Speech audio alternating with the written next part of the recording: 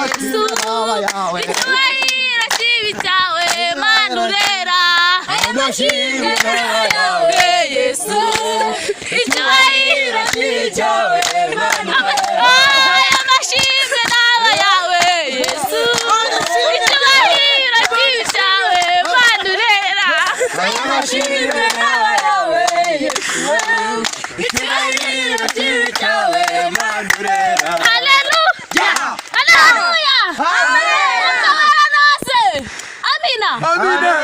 Rero tujye gutangira amateraniro yacu ariko dufite abashyitsi twatumiye. Natumiye abapasiteri bari mu mwuka. Uyu munsi uzi ko afite ibyaha nashaka yitahira hakiri kare kuko barabaturumbura tu ndabyizeye. Rero tujye gutangira amateraniro yacu.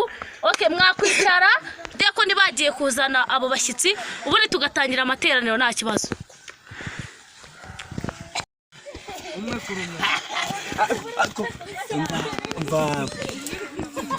Mwari ndakumva wamamagariye umugore babagarira umugore urumva mumamagarire ngira icyo nkora icyo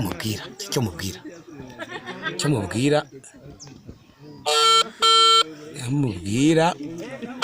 ese mwana mboka rwose ntawe urasetse vugisha muri kano kanya ko none se nta baturura riyaze ndagwa kimwe cyacu ndagwi cyicu mutaza kundusha cyicu niko cyicu mutaza kundusha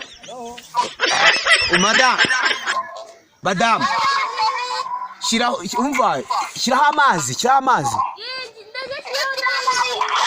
amazi nyine ngiye kuza nyine ujye no kwa Nuze hari haruguru kwa Nizeye ugura ikiro cy'inyama ngiye mu butayu nyine ngiye kwiba mu butayu nyumva nawe mfasha mva nyine ihute ndagwa mu kimwe cya cumi utaza kundushya n'ikimwe cya cumi uzi turabiba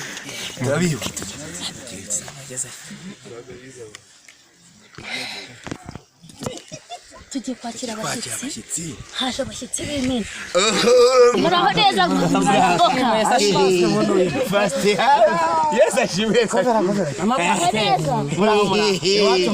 oya mugomba gutumira intungane none se nubona ko itoto twayizanye oya nibyo aka ni agatebe se none icare kaze nicare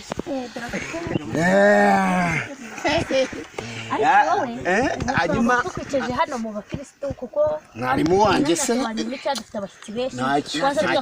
hafi aho ngaho utaza kwibagirwa igihe cyo gutura rero murabona ko abashyitsi bacu bahageze ndakeka tujye gutangira amateraniro. Abashyitsi bacu yahaguruka katwa Kristo nawe arajya haguruka twibwire. Murakoze baba pasiteri amazina yanjye bayita Mwana Mboka pasiteri mwari muzi Mwana Mboka mwarimu wowe kucicaye se kandi ufasha Mwana Mboka nanjye ndi mwarimu ntabyo kuvuga ngo none se mwarimu kandi ngiye pasiteri okay umwuka nyine hanyuma aleluya amina ndaba amege mwamwakiye nk'umwami n'umukiza hanyuma ariko dushaka korasi ubwo nyine Mwana Mboka ngiye mpita nihuta ntabwo njya ninda twagiye ambaho ngurera mwami mu butayu nabwiza ntabyo wahabona urera mwami we numva iri torero rya rwose ndarikuze cyane baratura hanyuma rero ndabashimiye cyane rwose ko mwitabiriye hanyuma pasiteri Mwana Mboka rero ndagira ngo basenyere muhumirize dusenge agira ngo Mana yera itunganye urebira itorero ryawe uriho umugisha kandi urihimbagize rijye rihora riza kandi rizanye n'amaturo mwami. Tungo kanusha. Haleluya. Ndagira ngo manu barebe izina mazaho uzumugisha kandi na mwarimu wanjye utamwibagira umugisha umugore wagira asize mu rugo agiye guteka inyama nawe umugisha. Haleluya.